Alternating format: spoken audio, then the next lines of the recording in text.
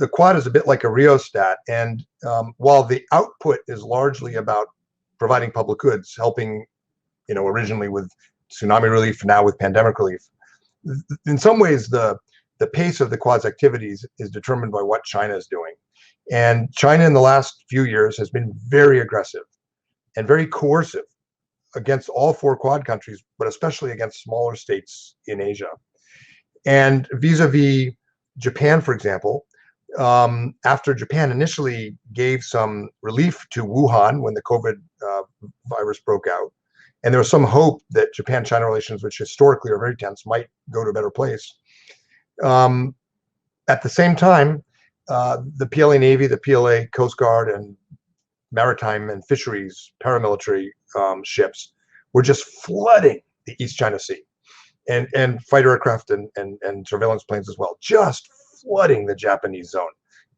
Japan claims and occupies and administers the Senkaku Islands. China contests that, and China, rather than negotiating it or seeking a diplomatic path, has tried to pressure Japan militarily, and that just was off the charts.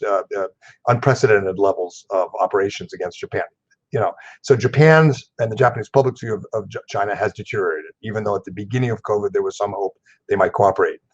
Australia, which a decade ago thought it could navigate its very close alliance with the United States and its growing economic gains from exporting everything from wine to coal to China, thought it could manage that.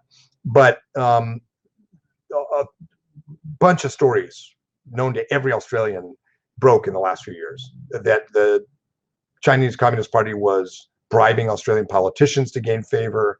That when the Australian government called for an investigation of the origins of the pandemic of COVID-19, China embargoed, stopped buying Australian wine and other products to punish Australia. Very heavy-handed. Gave a list of demands publicly to the Australian government. The Australians are proud people, and they said no.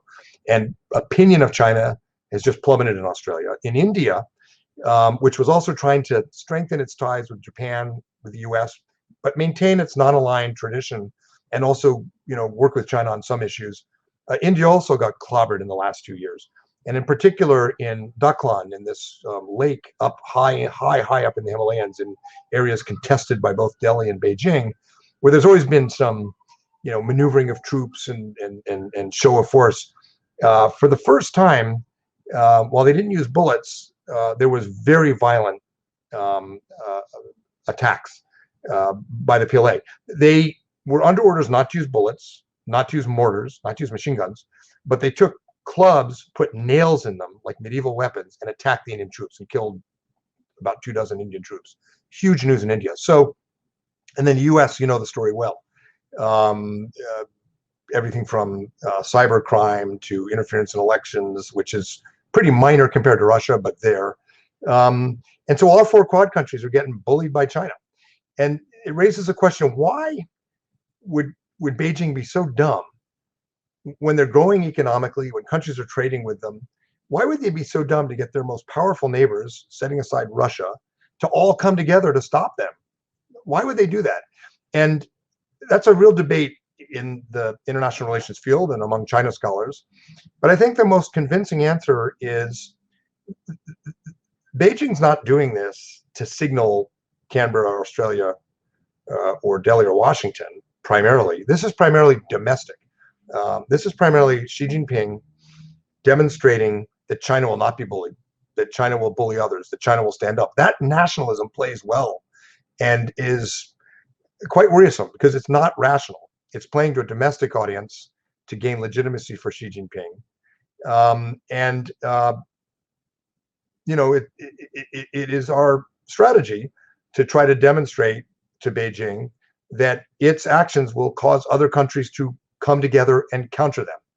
And so far, China's not backing down. And so I think if we keep at it, we have a pretty good chance of changing the debate within Beijing to some extent. But this is a long-term problem with China. The Chinese social mobilization campaign, propaganda campaign is all about the West is declining, the East is rising. China's moment has come. China will no longer be bullied, and instead will impose its will on others. So this game of wills with China is going to continue, and that's why I think the Quad will incrementally and gradually continue to be an ever more important part of our strategy and our ally strategy in Asia.